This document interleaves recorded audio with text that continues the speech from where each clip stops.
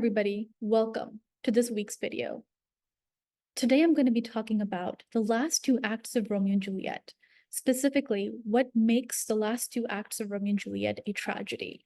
How do we understand the final two acts of the play from the lens of Aristotle's theory of tragedy and catharsis?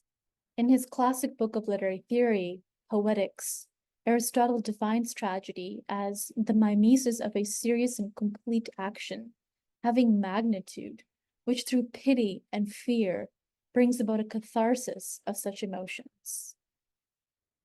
Catharsis is a Greek word that means purification or purgation through the release or expression of strong emotion. This quote is important because not only is it expressing something powerful about theater and literature, and the way theater and literature arouses emotion as a way to get us to feel, to think, to be able to critically reflect. But also, this process of catharsis is connected to the deepest and most powerful rhythms of festival life and social life in the classical world. Joseph Campbell, in his book, The Hero with a Thousand Faces, says, "Pity is a feeling which arrests the mind in the presence of whatever is grave and constant in human sufferings, and unites it with the human sufferer.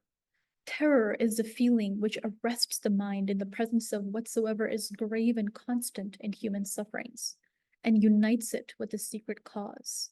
Tragic catharsis in Aristotle's day, the literary experience of purification or purgation, where the emotions of the spectator were aroused through these emotions of pity and terror, correspond to an earlier ritual catharsis, which meant in this context of social life, a purification of the community from taints and poisons of the past year, the old contagion of sin and death, which was the function of the festival and the mystery play of the dismembered bull god Dionysus. The value of watching tragedy is the ability to connect with and feel strong emotions and to express those emotions.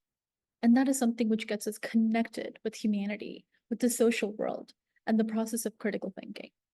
So even though we may prefer the enjoyment of a happy ending, there's something powerful and rhythmic and ritual in the process of tragedy, specifically in the way it unites us with the collective and the way it integrates us with the deepest core of our humanity.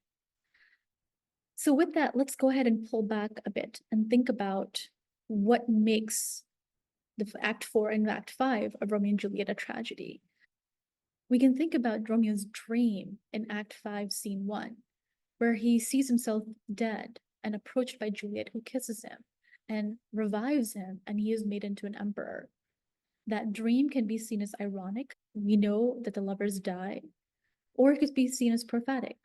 Maybe there is something so ceremonial, so profound in this tragedy and the way it unites people afterwards through this feeling of pity and terror that, in fact, the lovers have become memorialized and they have gained a sort of eternal life that's akin or even greater to that of an emperor. We can also think of the way that Shakespeare stages the internal emotional states of the lover as things progress to their final denouement. For instance, Romeo, when he hears the news of Juliet's supposed death, how do you understand his reaction? Does the reaction feel realistic? Does it evoke strong emotion? What kind of emotion does it evoke?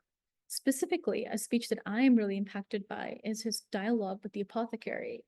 There's something so powerful in his diagnosis of the poor man's wretched condition and his persuasion to get this shopkeeper to sell him the poison with which he will end his own life. So Romeo does betray a sociological insight and rhetorical power in his argumentation, even though he's in a state where it seems like he's lost his reason and he's bordering on the verge of madness in his extreme sorrow and despair. We can also think of Paris and the brief scene of him outside Juliet's tomb and his duel with Romeo, and how through his dialogue and his duel with Romeo, Shakespeare redeems him from just being a bit character and makes him a fully fleshed out individual with whom we can sympathize. We can also think of Juliet's powerful dialogues upon awakening and finding Romeo's lifeless body in the crypt, and the incredible irony of just having missed him by a couple of seconds. Had she awoken just a few seconds earlier, then she and Romeo would have been united, and this tragic love story would have had a happy ending after all. So again, as you read the last two acts, think about the details with which Shakespeare embroiders and makes his tragedy come alive.